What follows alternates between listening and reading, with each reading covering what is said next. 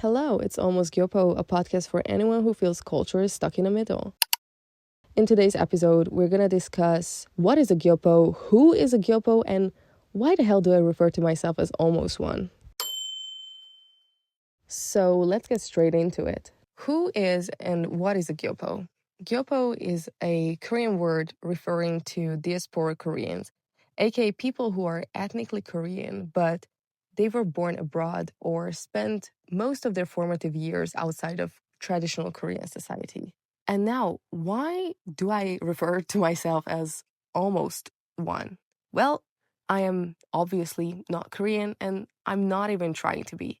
But I got culturally influenced enough to feel it in my daily life, and it made me constantly feel like I'm in between two identities, stuck in the middle between being my original culture and Koreanized at the same time. So I am not a Gyopo, but I'm definitely not 100% outside of Korean culture either. So I am almost Gyopo. In relation to this, there is a YouTube show on Jubilee called The Odd One Out, and if you don't know what it is, it's basically a YouTube show about putting people from like the same interest or same subgroup of some subculture or same nationality or race into a room, and there is somebody who is not from that group and they have to vote out the odd one out. So there's a mole every episode. And one specific episode was called 6 Koreans versus 1 secret white girl. There was this girl. Her name is Meadow. I think she's a model in Korea, but she basically grew up there because her dad was stationed there because of US military. The game is that all of the people are blindfolded. Only the mole knows that they are the mole. Every round there's a vote out on who they think is not the Korean in this case. If you really look at that episode, you can see that this white girl who grew up in Korea, around Korean society, she is more connected to Korean culture sometimes than the American-born or American-raised Koreans who were partaking in the show. And many times she was speaking better Korean than them and had more of a cultural understanding of Korean society. While watching that video was the only time I felt understood and represented in some kind of way, because I myself am also a European white girl. Like, I hate it when people refer to as white because I feel like this is such an American concept to race categorize people by color like that, but whatever. So I'm a European girl. So when I saw Meadow on that YouTube show, knowing all of this cultural nuances and language and food and everything related to Korean culture, and sometimes being more Korean than diaspora Korean, you started thinking, where does national identity end? Where does culture and nationality end? Where is the line between the two of these? Because obviously, by nationality, she is American, no doubt. But culturally speaking, she was more Korean than American. She basically acted like any other Korean woman in Korea acts. Her opinions, the way she speaks, the way she moves, the way she dresses, everything was like a white person packaged in Korean wrapping. But not in a bad Korea book kind of way, in like a, you got culturally immersed and this is your everyday life. For you, this is normal. You're not trying to play into it. This is how you live. And suddenly it got me thinking, wait, why do I relate to this? When I watched Meadow, I thought, yep, that's me. Not Korean by blood, but culturally plugged in enough to confuse people. And now I probably got you thinking, how the fuck did you get here? How the hell did you, in the middle of Central Europe, became so Koreanized that you relate to this random American girl who grew up in Korea? Well, my first interaction with anything Korean was when I was, I think, 12 years old and 17 debuted, and they had this song and it got recommended to me on YouTube and I really liked it. And that song was sitting on my playlist for years and years, at least 10 years, I think, by the time I got into anything Korean related. So technically that was my first whatever interaction or introduction into anything Korea related. But I wasn't like really into K-pop back then. It was very cringe at the time. I was also like heavily judging people who was into it because that's what was cool, to judge people for whatever they were liking. I know it's not the best thing, but I think everybody been there, done that. And then in 2023, I had a friendship in which this girl, she really liked K-pop, she really liked BTS and Korean culture. And as for me, I speak a bunch of European languages. I always wanted to add an Asian language to my repertoire, to say it like that. And at first I started with Japanese, but I even took it in university, but I quit after a month because I was like, why the hell y'all have 3 alphabets? This is too complicated. I give up.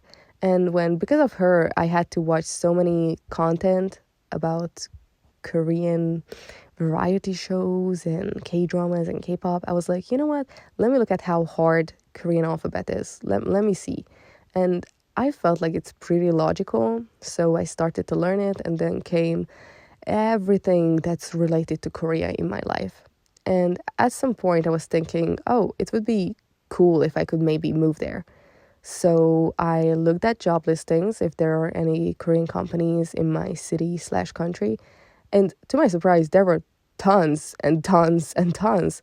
And somehow I got accepted to one of them. And even before that, I was a little bit integrated into the local Korean society because I gained some friends within the society who were the ones who actually encouraged me to apply to work for a Korean company, which in retrospect, I low-key wish it never happened, but we will get back to it in another episode. But the deal is literally that from the moment I started to work for my first Korean company, because I worked for 3 of them, my social circle got completely reduced to Korean people. The only people from my own country that I was interacting with was my family, who I barely saw. Because if you know anything about working for Koreans, you know that you have 0 time, and all your time is your bosses and haeshiks, which is like company dinner, and that's your life. So since my social circle got reduced to them, I had no other choice but to always hang out with Koreans, befriend Koreans, and even date them sometimes. It wasn't necessarily intentional. It wasn't like anything like aesthetic. It was just the environment, the people, and the daily moments shaping me every day and making me become whoever the fuck I am today. Because of this, I have developed like an okay level of Korean. I never really sat down to study. I took some courses, but I gave them up. I bought a bunch of books, but never had the energy to actually sit down and study and get immersed in it. Most of the things that I picked up was through friendships, office work, and dating. And I am not ashamed to admit that because I really do think this is the most effective way of learning any language. My identity crisis started when I was working for my first Korean company because I always felt like my bosses expect me to act in a Korean way, many times dress, do my makeup, do my hair, and speak like a Korean person would. And I always felt like I'm being punished for my foreignness. So I really did try everything to be accepted by my colleagues, but it was always backfiring me because I cannot be Korean, and I don't know why even they expected me to be one when I physically and mentally I am 100% incapable of being. I can try to be as much as possible for these financial reasons or whatsoever, but I started to feel like I'm losing my own national identity by conforming into whatever subculture this is in the office. Honestly, the whole time I was working, I didn't even feel like I'm in my own country. I felt like I'm in a weird universe where there are 2 Koreas, and this is one of them, and the other one is 8,000 kilometers away. And as I was trying to fit into the 2 cultures, I ended up being a little too much and not enough at the same fucking time. I got into countless fights with my bosses, sometimes with partners, sometimes with friends, because I became assimilated into Korean society and culture to the point where Korean people that were around me, whether in office or in my own home as my partner, they sometimes forgot that at the end of the day, I am a foreigner. Just because I know Korean culture like I was born there. Just because I understand all of the cultural nuances and everything and speak the language on a decent level, it doesn't mean that I'm one of you guys. It doesn't mean that my opinion will 100% be the same as you. And it will always mean that there will be things that I think and act differently about. And sometimes they were just not willing to accept that. So this was giving me a mental turmoil the more I was working for Koreans in general. Essentially, I was living my life like every other typical Korean office worker would have lived. I went to work, I suffered through the day, I got home, I barely had energy and time. I cooked ramen, I ate it with heppan, which is like microwave rice, and I sat down, watched my K-drama, showered and fell asleep and repeat. And every weekend, I had to spend unnecessarily amount of time with my boss and my colleagues, trying to get me drunk in a restaurant over expensive food and expecting me to enjoy all of that. I didn't even notice how much Koreanized I became until I rekindled my friendship with somebody who I was really close with before I got involved into anything Korean related. And then they didn't know anything about Korea. They didn't like any Korean culture related thing. And when I was trying to hang out with them, she said, "What do you do nowadays?" And I'm like, "I don't know, like go to noraebang or like go to like a pocha." She was like, "What the fuck is that?" And I'm like, "Oh, like, you know, like going to singing room or like there's this Korean drinking place with like Korean food and stuff." And she was like, "Okay, like I fuck with Asian food. I fuck with Korean food. Like that's okay. We can go there." As we were getting ready, she was wearing a top what was revealing her shoulders and her stomach. And then I wasn't even looking when I was getting ready, but when I suddenly turned my head, I had this reaction like, "Oh my God." And then she was like, "Wow, what are you saying? Why oh my God?" I said, "You're gonna wear that?" And then she's like, "Yeah, like what's the problem with it? We're going to the club after, like what's wrong?" And I'm like, "Well, I don't know. I think it's showing a bit too much skin." And she was like, "Oh, don't be such a grandma again." And because like sometimes I can be such a grandma, to be honest. And then I was like, "No, I'm not being a grandma, but like this place is like mostly visited only by Korean people, and I don't want all these like older Korean men who are known to do creepy stuff in this country to white blonde women like you and me." So I don't want them to think wrongly just because you're dressing a little bit risky. And she was like, "Why the fuck would I care about what anyone thinks about me?" And I just had to explain to her, "No, it's just culture. Like I'm not trying to ask you to like fake yourself the way you dress or like put away some of your personality. I'm just saying that I don't know. I don't know how to kind of make you aware of this cultural thing without trying to seem offensive, that I'm trying to like tell you what to wear or not to wear." And that's when I realized like, what the fuck? I got so like not used to people wearing anything that exposes their shoulder or God forbid half of their stomach and stuff like that. Doesn't seem outrageous to anyone in Western society, but I was only surrounded by Koreans. I never saw any body part exposed from any woman, Korean woman, by the times that I was working with them. So for me, it was the typical average neutral colors, 100% all the time, casual business outfits that I was used to, not risky Western clubbing outfits. And suddenly I was like, wait, hold on, what the fuck? Why do I have this reaction? Why do I think she's dressing risque? Why is this like too much for me?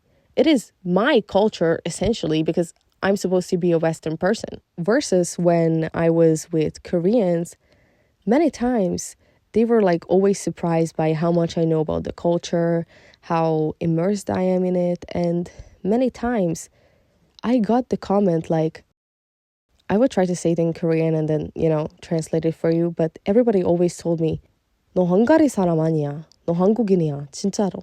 And I'm like, no, I'm not. Which basically means that you are not Hungarian. You are Korean.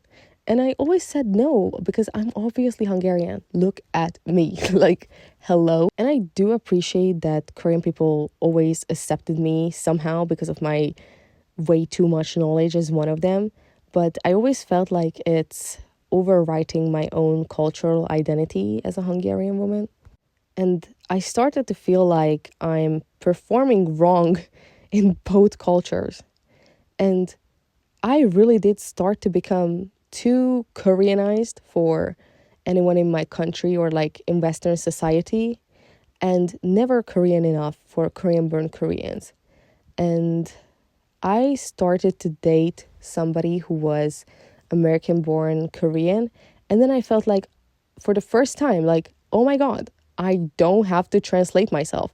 I don't have to spend all of my time trying to explain somebody who I am and why I think the way I think, why I react the way I react, why I eat this, why do I go there. It just felt like a breath of fresh air. And it's not about pretending to be a Korean.